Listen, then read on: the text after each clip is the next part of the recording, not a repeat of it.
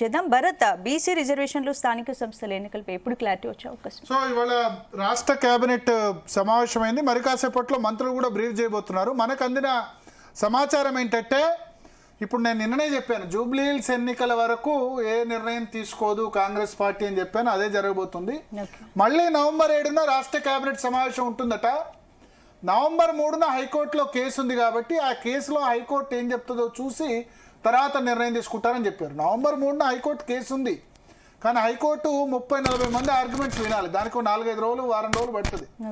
Plus ఆ judgement రాయాలంటే కనీసం 2-3 నెలలైనా పడుతుంది. జడ్జిమెంట్ రిజర్వ్ చేస్తారు. ఆల్రెడీ ఇంట్రీమ్ ఆర్డర్, మధ్యంతర ఉత్తర్వులు ఇచ్చేశారు. ఇక తుది తీర్పు ఇవ్వాలి. తుది తీర్పుకు ముందు ఆర్గ్యుమెంట్స్ వినాలి. ప్రభుత్వం వాదన వినాలి, పిటిషనర్ల వాదన వినాలి. పిటిషన్లో ఇంప్లీడ్ అయిన వాళ్ళు చాలా మంది ఉన్నారు. ఇంప్లీడ్ అయిన వాళ్ళు 30-40 మంది పిటిషనర్స్ ఉన్నారు. కొత్తగా ఇంప్లీడ్ అయ్యే వాళ్ళు కూడా ఉంటారు. ఇంకా చాలా మంది కూడా ఇంప్లీడ్ అయ్యేందుకు అవకాశం ఉంది. సో వాళ్ళందరూ ఆర్గ్యుమెంట్స్ వినాలంటే, హైకోర్టు కావాలంటే కనీసం 3-4 నెలలైనా పడుతుందని నేను చెప్పాను. సో ఇప్పుడు అదే జరగబోతుంది. రాష్ట్ర కేబినెట్ ఏ నిర్ణయం తీసుకుందంటే, ఏ నిర్ణయం తీసుకోకపోవడమే నిర్ణయం అని భావించింది. పివి నరసింహారావు చెప్పేవాళ్ళు, ఏ నిర్ణయం తీసుకోకపోవడం కూడా ఒక నిర్ణయం అని చెప్పేవాళ్ళు. రెండు ఫేమస్. పివి నరసింహారావు ప్రధానమంత్రిగా ఉన్నప్పుడు చట్టం తన పని తాను చేసుకుపోతుంది అనేవాళ్ళు. ఆయన స్వయంగా ప్రధానమంత్రి ఉండి 2 కేసుల్లో ఇరుక్కున్నారు. Saint Kitts forgery case, Lakhubhai Pathak cheating case. ఈ 2 కేసుల్లో ఉన్నప్పుడు మీరు ప్రధానమంత్రి ఉండి మీ మీద కేసులు ఉన్నాయి కదా అంటే, చట్టం తన పని తాను చేసుకుపోతుంది, law will take its own course అని చెప్పారు. అట్లాగే రెండోది ఏం చెప్పారంటే, ఏ నిర్ణయం తీసుకోకపోవడం కూడా ఒక నిర్ణయం అని చెప్పారు. సో ఇప్పుడు రాష్ట్ర కేబినెట్ కూడా ఏ నిర్ణయం తీసుకోకుండా ఒక నిర్ణయం తీసుకుంది. ఏ నిర్ణయం తీసుకోలేదంటే, నవంబర్ 7వ తేదీన మళ్ళీ కేబినెట్ మీటింగ్ పెడతాం, అప్పటి వరకల్లా హైకోర్టు హీరింగ్ అవుతుంది కదా, అయిన తర్వాత మళ్ళీ నిర్ణయం తీసుకుంటామని. సో నేను చెప్పాను, జూబ్లీ హిల్స్ ఎన్నికల వరకు ఎటువంటి నిర్ణయం తీసుకోరు.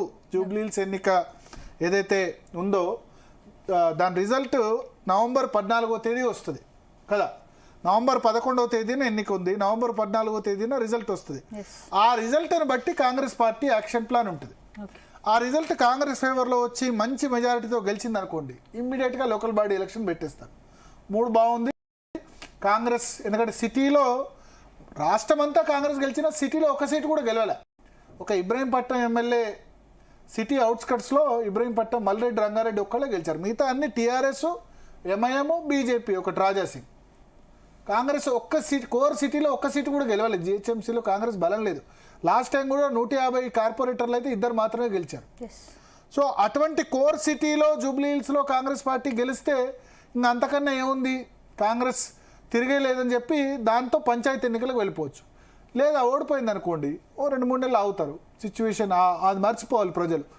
ఎందుకంటే అదే వేడిలో ఉండి ప్రజలు ఉన్నారనుకోండి, వేడితో ప్రజలు ఆ సమయంలో వాళ్ళు తీర్పు కనుక వేరే విధంగా ఇచ్చేది ఉంటే, అంటే వేరే విధంగా అంటే జూబ్లీ హిల్స్లో బీఆర్ఎస్ గెలిచింది అనుకోండి, లేదా బీజేపీ గెలిచింది అనుకోండి, కాంగ్రెస్ పార్టీ ఓడిపోతే ఇమీడియట్గా పంచాయతీ ఎన్నికలు పెడితే ఆ ప్రజలు కాంగ్రెస్ పార్టీ మీద, అధికార పార్టీ ఉంది కూడా ఓడిచ్చారని చెప్పి ఆ సమయంలో ఎలక్షన్స్కు వెళ్ళడానికి తక్కువ అవకాశం ఉంటుంది.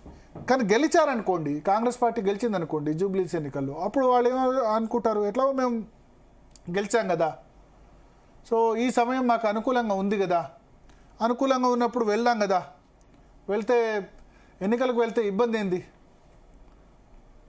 అని అనుకునే అవకాశం ఉంది. సో అందుకనే ఇవాళ ఏ నిర్ణయం తీసుకోకపోవడమే మంచి నిర్ణయం అని కేబినెట్ భావించింది.